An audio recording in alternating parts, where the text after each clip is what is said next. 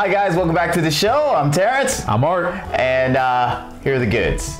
It's only been a week this time. We didn't wait 2 weeks like last week we waited 2 weeks to give you another show. So because we want to stay consistent and make sure that we get you all the movie news that comes out every week, Art stepped in for Manny, who kind of bailed on us this week. So I wasn't here the past couple of weeks. Very true. So you bailed on us first. Yes. Rightfully, I had reason. That's right, because Art was actually in a 50-mile marathon. That's like 2 marathons he ran. It's an ultra marathon. The ultra marathon where he ran 50 miles. I don't know how he still has legs right now, but 52. You know, I got lost. He even did more. He did the ultra marathon. So we're glad to have him on the show, and he needed a break to go ahead and participate in that. So getting right into it, we're gonna start with box office, and as second time runner-up, not second time runner-up, but second time winner is Coco. Again, killing it at the boxes. Last week it beat out everything. I've heard nothing but good things about this movie. Exactly. So everybody keeps telling me I gotta go see it. Would this be the characters they feature in here? Because Disney always does like the princesses from all their films. Yes. Would this be the first Mexican princess? I would hope so. Okay. I would like to think that we're moving in that direction. I mean, we had Mulan. Exactly. We also had Princess and the Frog. Yeah. She was the first. Yeah. Yeah, Princess first. I guess. I mean, that's messed up. The black princess had to get a job. She had to open her own business. All the other princesses, they got to live in mansions and stuff like that, and have some prince take care of them. We had to get a job. She had to marry a frog. Come on, man, Disney, do better. Do better. All right. So my kids have not seen this film because they felt like they were too old for it, but I hope we get a chance to see it pretty soon. I've had adults tell me, like, with no kids, you should go see that movie. Yeah. So yeah, I do want to see that. I'm hoping maybe somebody's going to open up a movie theater. A movie theater so we can go see it? Looking at you, man. All right, so that's going to move us on to number 2. And I'm sorry, I forgot to mention that Coco made $18 million and is currently sitting at domestically $135 million. I was about to say, in its second week, so it's doing pretty good. Yeah. Number 2 is actually going to be Justice League. Justice League's still hanging around at number 5. Really? Still hanging around in the top 5, even though with the ho-hum reviews that it's got on it, it brought in $9 million. It's got 212 so far domestically. You know what? It seems so long ago that I saw Justice League. I know, it feels like it was forever ago.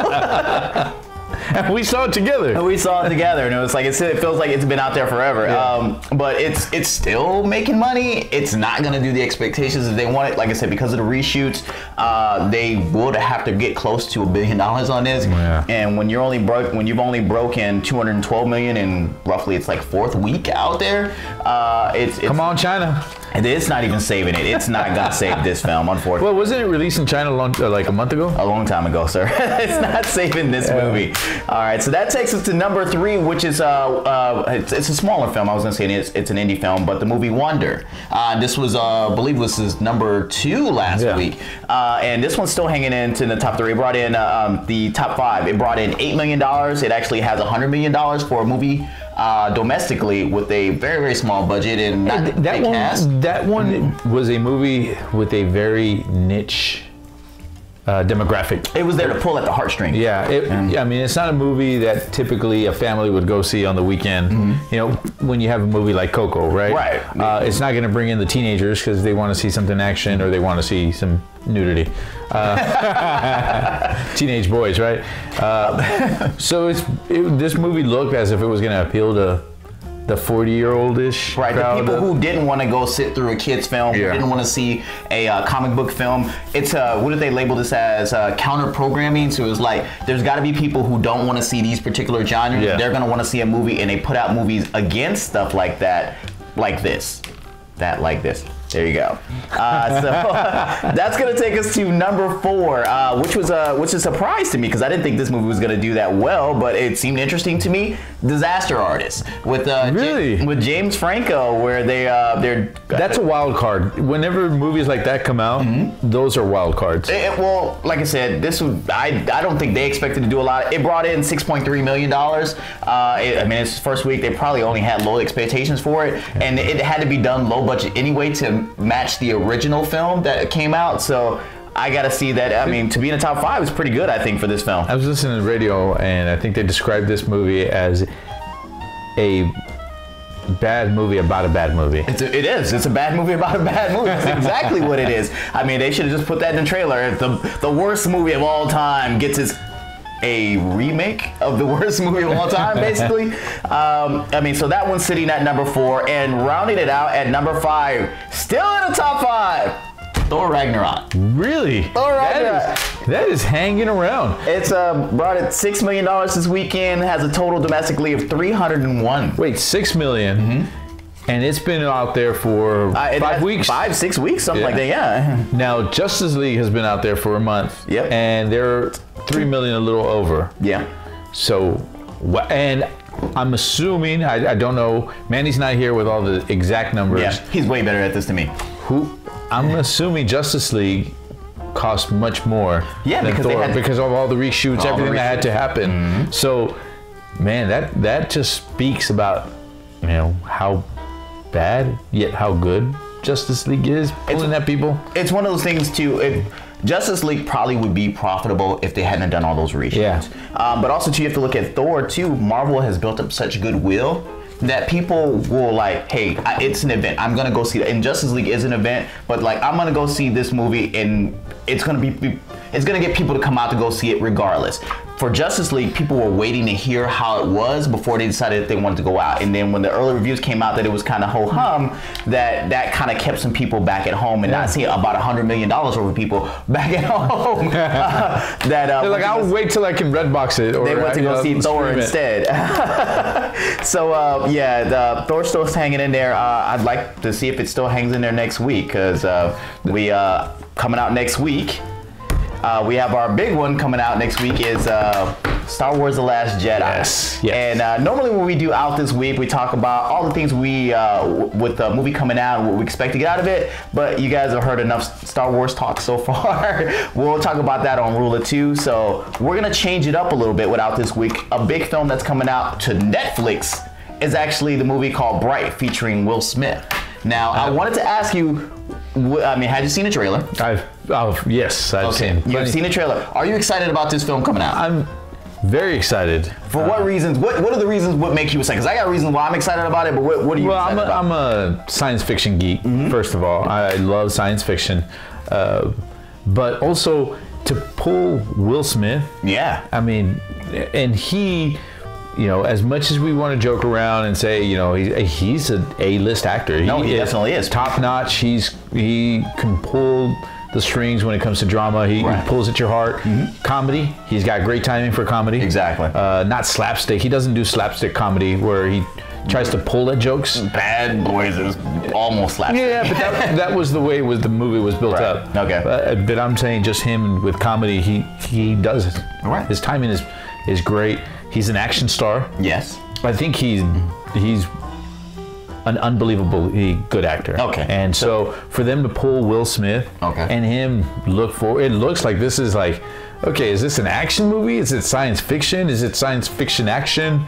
And I know the whole premise is, you know, the world's what if orcs and trolls and, you know, fairies and that. Remember that old TV show back in the day, Alien Nation? That's what this film reminds me of. It reminds me of Alien Nation. No. See, Alien Nation was a great idea, just done horribly. It didn't have a good budget. It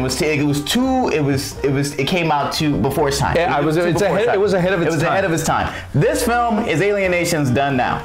So, but one of the reasons that, like you were saying, it's like Will Smith being able to be brought into a Netflix movie. Who would have ever thought that we would see that? And I know one. And it wasn't a movie that, oh, you know what, we decided we're going to put on Netflix. This was a Netflix original. This is, you know what, this is where we want to do it. And I'm excited. The 22nd, you know. I wonder what that check is going to look like that they cut him to be in this movie. Maybe they said, depending on how many downloads, how many streams. Well, one of the reasons I think that he got this film was because they gave Jaden Smith the voiceover for Neo Yokio, and you don't watch anime. But Giancarlo, if he watches anime, it was garbage. It was absolute garbage, and I was like, man, Will Smith held them hostage again so his son can get a paycheck. But I'm really excited to see my son ain't that good, but it's like, if you want me to do this movie, I'll do it. if you want me to do this movie, you need to put my son in. Yeah. Jaden's got to be in it. That's how this thing's going to happen. And Netflix caved, and they produced the worst anime I've ever seen in my whole life. But so another thing I'm looking forward to, Bright, is not just Will Smith that they were able to bring him in, but it's actually a really cool. We've seen so many like sci-fi, the Sci-Fi Channel, right, has a lot of corny movies that they try to pull off, and they mimic what's out in the box office. This is something that I could see put on Sci-Fi, but Netflix. Because Netflix actually put some money behind it too. Netflix quality with the Sci-Fi Channel thought process behind it. Okay. Like a way. So it's kind of cool. It's something a little bit different, refreshing. Well, another person that's actually featured in a Netflix original is The Punisher. And we just recently got to see the brand new season of the first season of Punisher, which got a lot of people liked it. Some people didn't like it. Some people didn't. It's not for everyone. It's not for everyone. If you're a fan of Punisher, then you were on the side of you really liked it. I happen to be a huge. He's my all-time favorite. Yeah, because you're the one that like Warzone. He's my all-time favorite, but I will say that this series kind of dragged. In parts, it did. Well, there were some things with the relationship between Chip and then Chip's wife, and I was like, Michael Chip's wife, and I was like, really, are we gonna work this whole love triangle thing going on for so? But one of the great things that came out of that, with the good reviews and the bad reviews, is that it actually got announced today that they are getting a season 2, which I was a little worried about. I mean, are you excited to see the season 2, the way this one wrapped up? Yeah, I'm hoping that this season they're going to bring in an arch nemesis. We don't know. Well, they set him up already. Yeah, they did, but we'd never know with Netflix. I mean, they could do something different, but I think they're pretty heavy-handed with how what they were intending for the new season. So my wife, I was watching it, and she's like, "Can you change this? This is really gory." It was I'm like, amazingly gory. This is exactly how the Punisher was, right? Yes. So you have Daredevil. Yeah. He didn't want to kill people. He just wanted to defend people. I just want to beat people up and leave an alley. And be anonymous. Be anonymous. Then you had Iron Fist, who was just trying to do what's right. A billionaire who doesn't know what to do. It's a very common theme, apparently. And also the worst series that they had. But this guy, and Luke Cage, still, I think, one of the best. I wish they could bring back Mahershala Ali back as a villain. I was like, I was just so with the Punisher, this guy, he really did. I always butcher his name. John Bernthal. Come on, Walking Dead fan, you should be able to get this. I don't say it well. So anyhow, he did such a great job. Like, just a gritty. I liked his interpretation of Punisher. I loved his interpretation. And I love that Netflix didn't hold back with killing people. No, they were gory. They like shooting in the head, boom, done. And it was one of the things from the comic book. It was like, there is no mercy for criminals. So it's like, and he showed that in this show. So I'm really excited to get a season 2. And I guess here's our spoiler alert. There. If you hadn't seen the first season, they basically set up Jigsaw. Yeah. So I'm curious to see how they do it going forward in season 2. This one, because Jigsaw was more like a crime boss, wasn't he? Yeah. All right. So I wonder. I mean, because the setup for him in this one was more like just ex-military, private military force. I would like to see how they transition that into crime boss. Yeah, that's where I'm like, I can see. Jigsaw was. Basically, Punisher had to take on the army of Jigsaw, right? This is kind of different, so we're going to see where they go, but you never know who they're going to pull in, right? And so that's just a little cookie that they gave us. We're just still waiting for everything, right? Right. A slice of the pie. Definitely. So I'm glad you said that, because talk about surprises. If you hadn't already known, which everybody already knows, and let's start the groaning now. The Venom movie is going to be coming out. They're still doing this thing. I don't know why. But we did get some good casting. Why am I forgetting his name right now? 6 hours later.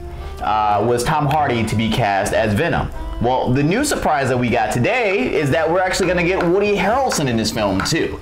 So for a movie that nobody really wants because it's not going to feature Spider-Man, how do you feel about the way the cast is setting up? I actually think that's such a cool idea. Look, Woody Harrelson is so awesome.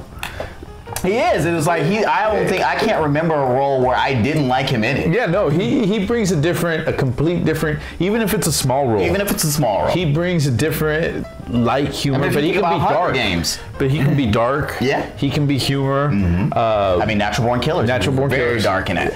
But even, that was 20 years ago, right? Now, even now, he still has a bit where... If you think about Planet of the Apes, he was dark in Planet of the Apes. Yeah, exactly.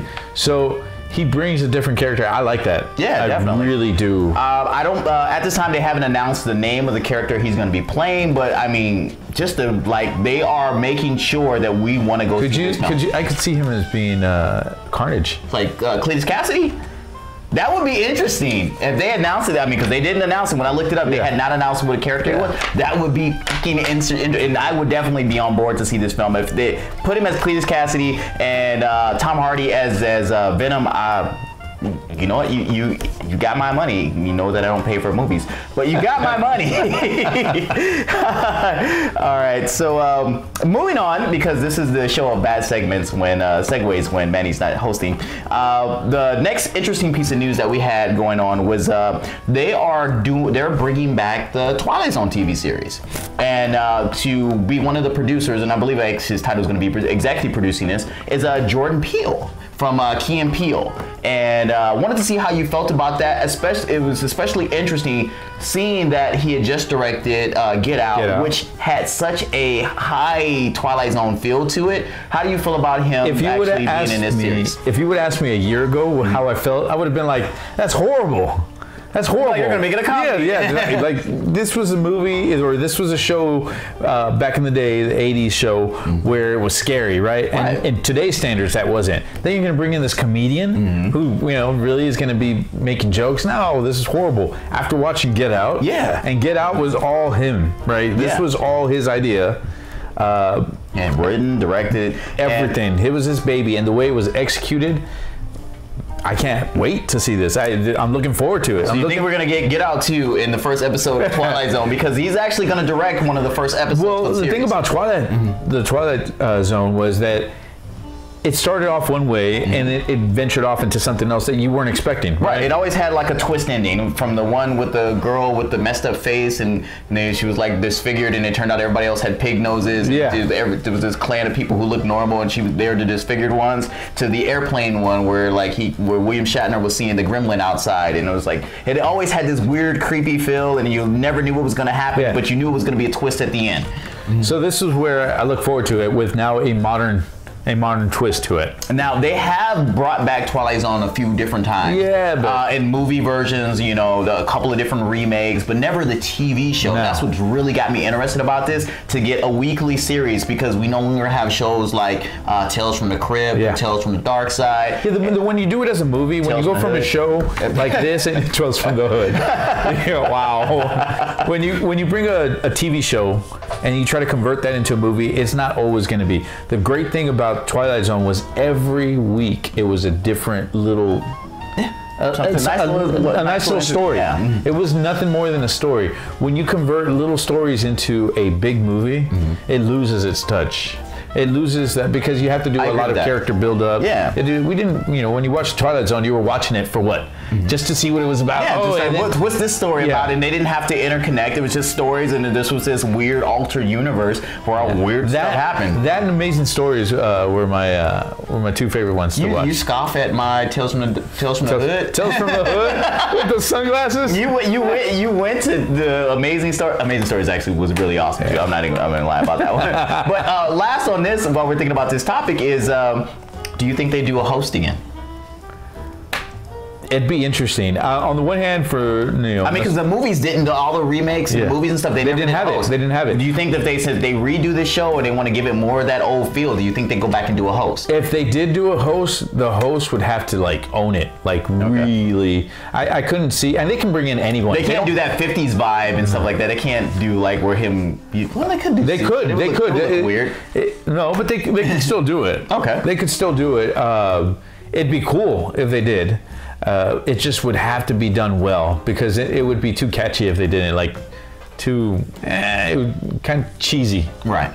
It would take away from it. So if they do it, which I hope they do, okay, they can bring in anyone, really, anyone who can, a middle-aged man, really, who's gonna any middle-aged man who can sound interesting and creepy at the same time. Okay. No, I would. What is it? I want, if they do it, I think John Hamm from what's the show? The advertising show. I can't think of it.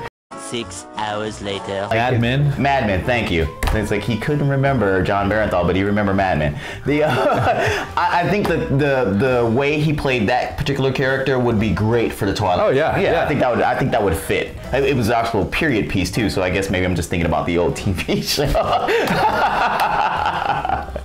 All right, so last thing because we all know we're on the verge of Star Wars coming out. I was actually gonna save this for Rule of Two, but we have something better for Rule of Two, so I figured I'd throw it on the regular podcast today. They just announced officially, because we've all known for quite some time, that there is going to be a Boba Fett movie.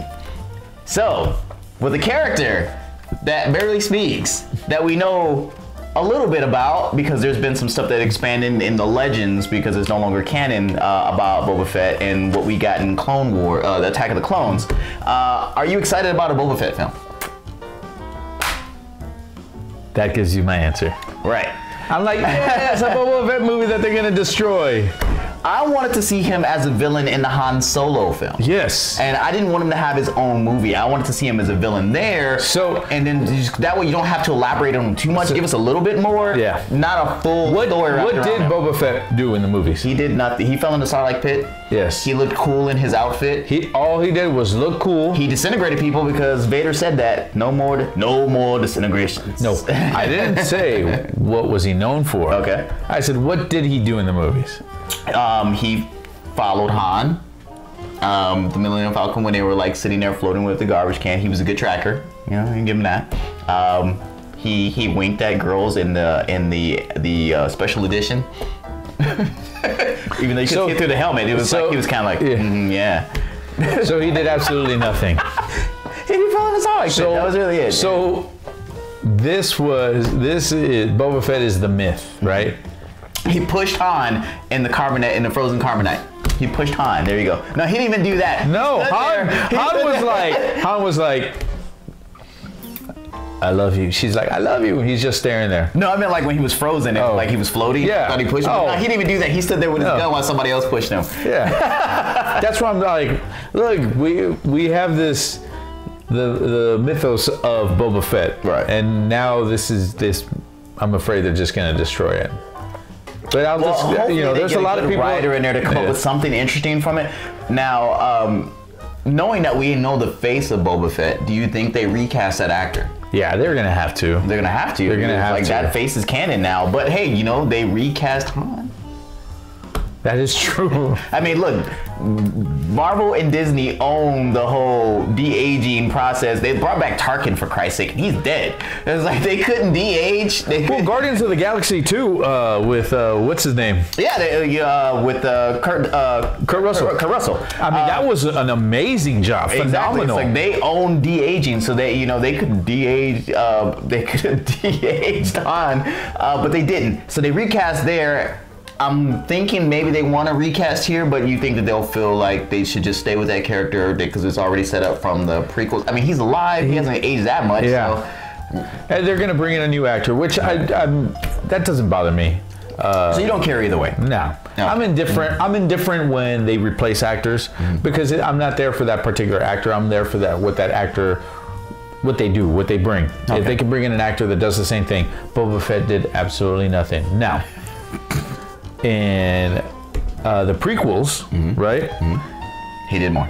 Well, no, it wasn't him. That was Django. Yeah. No, he was a little kid. Boba, get in there. He yelled really loud for his dad, and he was then the little sad moment. Right. So there's really no. They can bring in whomever and do whatever, and I'm just afraid that they're gonna be like, we're gonna be like, really, this is the myth, of who. Boba Fett was. That's probably what they want to do. They want to give it a little bit more explanation instead of Mandalore himself. Maybe they expand on the whole Mandalorian armor. Or that'd be cool. Maybe if they give you the Mandalorian, or maybe they say that this is the story behind it. It's more of a title, and there's been multiple Boba Fetts. People just wearing it. All right, Disney. All right, Disney. I'm just saying, this is something that Disney. Hey, you know what? That's the way I would do it. Yeah, that's the way I would do it. Yeah. All right. So you tell us what you guys think about the Boba Fett movie. If this is garbage, or you guys are really interested in seeing it because you're Star Wars fans and you have to see everything that they put out. All right, so I'm normally on the other side, so I'm used to Manny saying Terrence. So I'm gonna go. Art, take us home. All right, guys. Don't forget to follow us, like us. Subscribe, do all that stuff, all that stuff on social media that we like, and do that for us. To us. Do that for us, to us. That's all I got on that. All right. All right, so for Maddie at home and Aspen, where the hell she's at because she's not here, and thank you Art for being on the show in his replacement. I'm Terrence. I'm Art. And that was the goods. Wait, guys, are you still here? I'm glad you're still here. All right, so if you look down, I mean, it's somewhere over here. Look down.